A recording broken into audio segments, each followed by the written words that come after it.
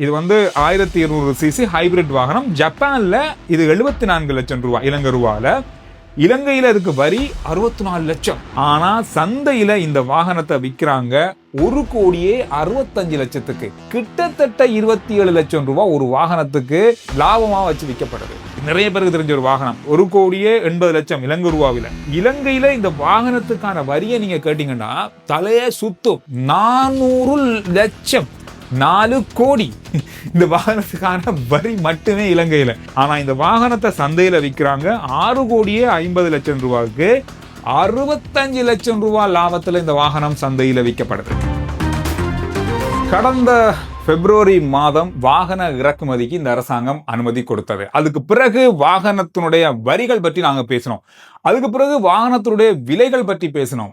வாகன விற்பனைக்கு பிறகு என்னென்ன விலைகள், என்னென்ன வாகனங்கள் அப்படின்றத பத்தி பேசினோம். இந்த மாதிரி பல விஷயங்களை நாங்க பேசியிருக்கோம். இப்ப மீண்டும் ஒரு முறை வாகனத்தினுடைய விலைகள் தொடர்பாகவும், வாகன இறக்குமதியில ஏற்பட போற கட்டுப்பாடுகள் தொடர்பாகவும், அதற்கான மறுப்பு அறிவிக்கை தொடர்பாகவும் இன்று நல்ல பரவலா பேசப்படுது. நேற்றைய நாள்ல இருந்து கடந்த 24 மணி நேரத்துல சமூக வலைத்தளத்துல அதிகமா பார்க்கப்படுகிற மிக மிக பெரிய பேசுபொருள் இந்த வாகன இறக்குமதியும், இப்ப விற்கப்படுகிற வாகனங்களுடைய விலையும், அதற்கு அறவிடப்படுகின்ற வரிகளும். இந்த விஷயம் தொடர்பாக தான் முழுசா நாங்க பார்க்க போறோம். பெரிய பேசுபொருளா இருக்கிற விஷயம் சொன்னா, ஜப்பான்ல இருக்கிற வாகனம் ஒரு விலையில இருக்கு, இங்க ஒரு வரி அதுக்கு அறவிடப்படுது. அதுக்கு பிறகு சந்தையில விற்கப்படுற விலை எவ்வளவு இருக்கு அப்படின்ற பெரிய ஒரு கருத்து கணிப்பை நேற்றைய நாள்ல ஒரு இலங்கையினுடைய பிரபலமான ஒரு சிங்கள ஊடகம் வெளியிட்டிருந்தது. இது தொடர்பாக பெரிய அளவான விமர்சனங்கள் இப்போ எழுந்திருக்கிறது. வாகன இறக்குமதியில இவ்வளவு பெரிய மோசடி நடக்குதா, இவ்வளவு பெரிய தொகைக்கு மக்களுக்கு விற்கப்படுதா அப்படின்ற மக்களுடைய பெரிய வாடிக்கையாளர்களுடைய பெரிய குற்றச்சாட்டு முன்வைக்கப்படுது. அது என்னென்ன வாகனங்களுக்கு என்னென்ன அளவிலான வரி இருக்கு, என்னென்ன அளவுல விலைகள் வச்சு விற்கிறாங்க அப்படின்றத பார்க்கலாம். முதலாவதா நிறைய பேர் இந்த பட்ஜெட் அப்படின்னு சொல்லுவோம். நம்ம வந்து ஓகே, நம்மகிட்ட இருக்கிற காசுக்கு வாங்கக்கூடிய ஒரு சாதாரணமான வாகனம் இந்த வேகனார். வேகனார்ல பல பிரிவுகள் இருக்கு. வேகனார் வந்து ஆர் இருக்கு, எஃப்எக்ஸ் எஸ் இருக்கு, இந்த மாதிரி பல வாகனங்கள் இருக்கு. இந்த வாகனத்துடைய விலை ஜப்பான்ல இலங்கை ரூபாவில் 36 லட்சம். 36 லட்சம்னா இலங்கை ரூபாவில் ஜப்பான்ல இந்த காருடைய விலை. இதுக்கு வரி இலங்கையில அறவிடப்படுற தொகை 38 லட்சம். சரியா, கிட்டத்தட்ட அரைவாசிக்கும் அதிகம். சரி, இந்த வாகனத்தை எவ்வளவுக்கு சந்தையில விற்கிறாங்க அப்படின்னு சொல்லி பார்த்தா 74 லட்சம் ரூபாவுக்கு இந்த வாகனத்தை விற்கிறாங்க. சில வாகனங்கள் 90 லட்சம் வரைக்கும் இருக்கு, ஒவ்வொரு இந்த வேகனாரை பொறுத்தது. இந்த சாதாரணமான இது அடிப்படையான வேகனார்னு சொல்லப்படுது. இதுல கிட்டத்தட்ட ஒரு வாகனத்துக்கு 12 லட்சம் ரூபாய் இந்த விற்பனையாளர்களிடம் வந்து வாடிக்கையாளர் பெறப்படுது. என்ன பாருங்க, ஒரு வாகனத்துக்கு 12 லட்சம். அதை போல டொயோட்டா ரைஸ், இது வந்து 1200 சிசி ஹைபிரிட் வாகனம். ஜப்பான்ல இது 74 லட்சம் ரூபாய் இலங்கை ரூபால. இலங்கையில இதுக்கு வரி 64 லட்சம். ஒரு 10 லட்சம் தான் குறைவு. கிட்டத்தட்ட ஒவ்வொரு வாகனங்களுக்கும் இரட்டிப்பு மடங்கான வரி இங்க இருக்கு. 64 லட்சம் வரியோட சேர்த்து ஒட்டுமொத்தமா இந்த வாகனத்துக்கான விலை 138 லட்சம், அதாவது 1,38 லட்சம் ரூபாய். ஆனா சந்தையில இந்த வாகனத்தை விற்கிறாங்க 1,65 லட்சத்துக்கு. கிட்டத்தட்ட 27 லட்சம் ரூபாய் ஒரு வாகனத்துக்கு அதாவது என்ன சொல்றது, லாபமா வச்சு விற்கப்படுது. இங்கதான் பெரிய ஒரு தொகை விற்கப்படுது அப்படின்னு சொல்லப்படுது. ஒரு வாகனத்துக்கே 30 லட்சம் சொன்னா ஒரு நாளைக்கு எத்தனை வாகனம் விற்கப்படுது? இது வரைக்கும் 18,000 வாகனங்கள் விற்கப்பட்டிருப்பதாக சொல்லப்பட்டிருக்கு. இதுல மோட்டார் சைக்கிளும் இருக்கு, ஆட்டோ இருக்கு, வேன் இருக்கு, கார் இருக்கு, எல்லாமே இருக்கு. இவ்வளவு ரூபாய் இந்த வாகனத்துக்கு இந்த ஷோரூம்ல இருந்து வாங்குற வாடிக்கையாளர்கிட்ட இருந்து எடுக்கப்படுது.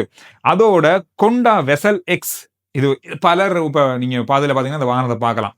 இந்த வாகனத்துடைய ஜப்பான் விலையில 88 லட்சம் ரூபாய், அதாவது ஜப்பான்ல வாங்குறது இலங்கை ரூபாவில் 88 லட்சம். இதுக்கு இலங்கையில வரியா அறவிடப்படுது 90 லட்சம்.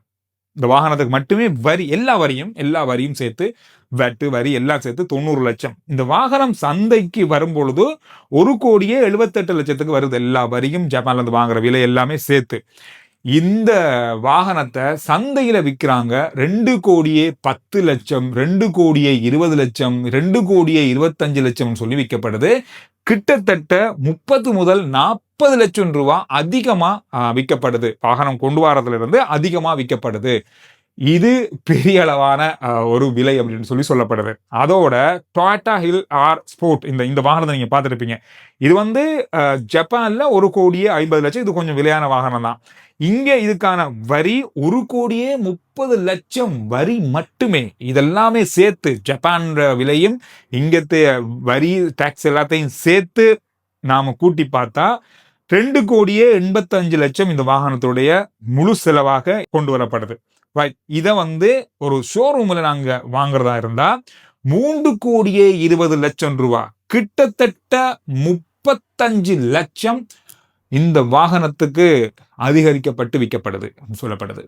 இதோட இன்னும் ஒரு முக்கியமான வாகனம் இருக்கு, டொயோட்டா யாரிஸ் கிராஸ். இது நிறைய பேர் பாவிக்கிற ஒரு வாகனம். 65 லட்சம் இலங்கை ரூபாவுல ஜப்பான்ல வாங்குறாரு தான். இதுக்கு 89 லட்சம் வரி இருக்கு இலங்கையில. 89 லட்சம் 65 லட்சம் இது ரெண்டையும் சேர்த்தோம்னு சொன்னா 154 லட்சம், 1,54 லட்சம் இதுக்குடைய முழு வாகன தொகையாக வருது. ஆனா சந்தையில் அந்த வாகனம் விற்கப்படுது 1,95,00,000 ரூபாய், 41 லட்சம் ரூபாய் அதிகமாக இந்த வாகனத்துக்கு விற்கப்படுது. அதாவது ஒரு வாகனத்தினுடைய லாபம் 41 லட்சம். அடுத்த மிக முக்கியமான வாகனம் டொயோட்டா லேண்ட் குரூசர். இது 250, இது நிறைய பேருக்கு தெரிஞ்ச ஒரு வாகனம்.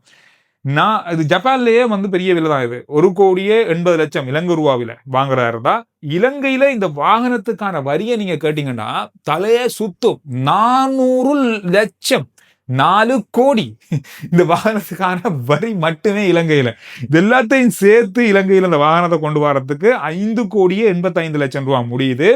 ஆனா இந்த வாகனத்தை சந்தையில விற்கிறாங்க 6,50,00,000 ரூபாய்க்கு. 65 லட்சம் ரூபாய் லாபத்துல இந்த வாகனம் சந்தையில விற்கப்படுது. இந்த மாதிரி ஒவ்வொரு வாகனங்களுக்கும் மிகப்பெரிய அளவிலான லாபம் வைத்து விற்கப்படுவது இந்த கருத்துல அல்லது இந்த தேடுதல்ல கண்டுபிடிக்கப்பட்டு இந்த தொலைக்காட்சி இந்த செய்தியை நேற்றைய நாள்ல வெளியிட்டு இருந்தாங்க. பரவலா சமூக வலைத்தளமே அப்படியே சிதற அளவுக்கு பகிரப்பட்ட தகவலா இந்த தகவல் இருந்தது.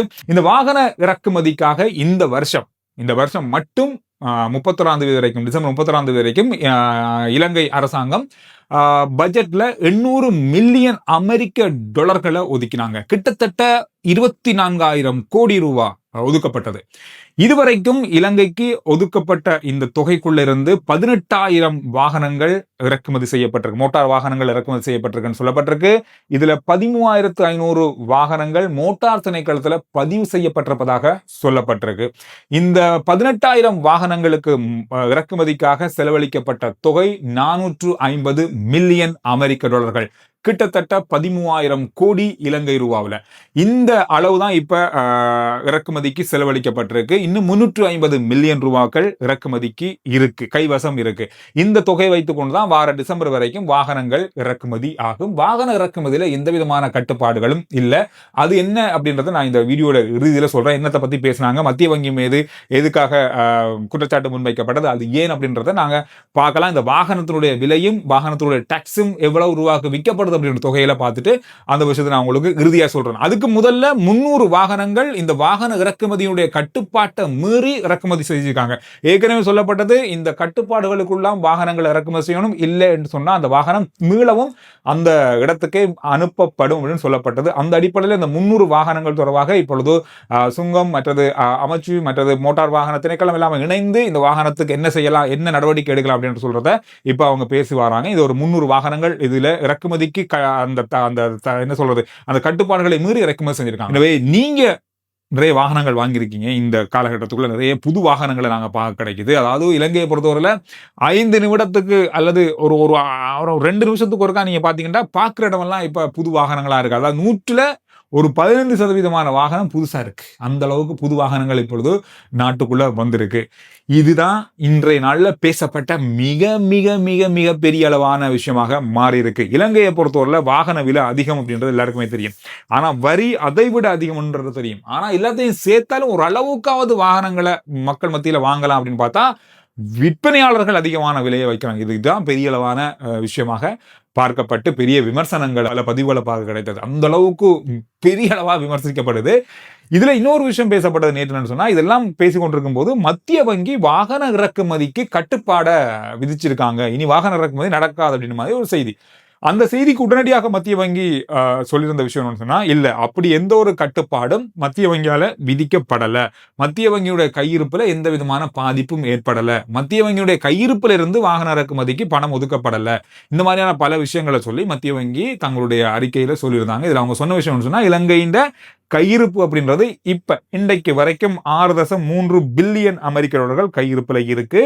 1,96,099 கோடி இவ்வளவு ரூபா இலங்கை ரூபாவில் கையிருப்புல இருக்கு மத்திய வங்கிட்ட. இதனால வாகன இறக்குமதிக்கு கட்டுப்பாடு எதுவும் விதிக்கப்படலை. அதுக்கான எந்த ஒரு நிபந்தனையும் எடுக்கப்படலை, எந்த ஒரு யோசனையும் எடுக்கப்படலைன்னு சொல்லிட்டாங்க.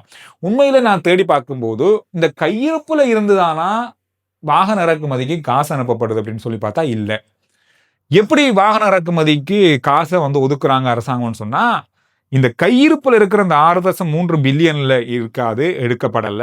இது நமக்கு வர ஏற்றுமதி வருமானங்கள், சுற்றுலாத்துறையால வர வருமானங்கள் இருக்குதானே, இந்த வருமானங்கள்ல வர லாபத்தை தான் இந்த வாகன இறக்குமதிக்கும் பல இறக்குமதிக்கும் இலங்கை பயன்படுத்துறாங்க. அதனால மத்திய வங்கியிட்ட இருக்கிற கையிருப்பு குறையுது அப்படின்றதுக்காகவும் கையிருப்பு இல்லைன்றதுக்காகவும் வாகன இறக்குமதிக்கு எந்த விதமான பாதிப்பும் வராது அப்படின்றது தகவல்களாக தேடி பார்க்கும்போது இருந்தது. இதான் உண்மையும் கூட. இதை தாண்டி இன்றைய நாள்ல அமைச்சர் ஒரு விஷயத்த சொல்லியிருக்காரு. இந்த வாகன இறக்குமதிக்கு கட்டுப்பாடு விதிச்சிட்டாங்க அப்படின்ற மாதிரி செய்தி வருது தானே. இந்த செய்தியில எந்த விதமான உண்மையும் இல்லை, இது பொய்யான தகவல். இவ்வாறான பொய்யான தகவல்களை பரப்பி மக்களை ஏமாற்றக்கூடாது. இது ஒரு தண்டனைக்குரிய குற்றமாக பார்க்கப்படுது அப்படின்ற மாதிரி அவருடைய அறிக்கையில இன்றைய நாளில் சொல்லப்பட்டிருக்கு. எனவே இந்த விஷயம் தான் இன்றைய நாளில் பெரிய அளவா பேசப்படுகின்ற விஷயமாக மாறி இருக்கு. நீங்க சொல்லுங்க, இவ்வளவு ரூபாக்கள் இந்த வாகனங்களுக்கு அதிகரிச்சு விற்கணுமா? கட்டாயம் இது நியாயமா அப்படின்றத கருத்துக்கள்ல பதிவிடுங்க. அடுத்த வீடியோவில் நான் உங்களை சந்திக்கிறேன். RJ Chandru report YouTube channel, Facebook page, WhatsApp channel, இது எல்லாத்தையும் ஃபாலோ பண்ணுங்க. நான் உங்களை சந்திக்கிறேன். முதல் கமெண்ட்ஸ்ல வாட்ஸ்அப் சேனலுடைய லிங்க் இருக்கு. சுருக்கமான செய்திகளை நீங்க அறிந்து கொள்ளலாம். ஃபாலோ பண்ணி வைங்க.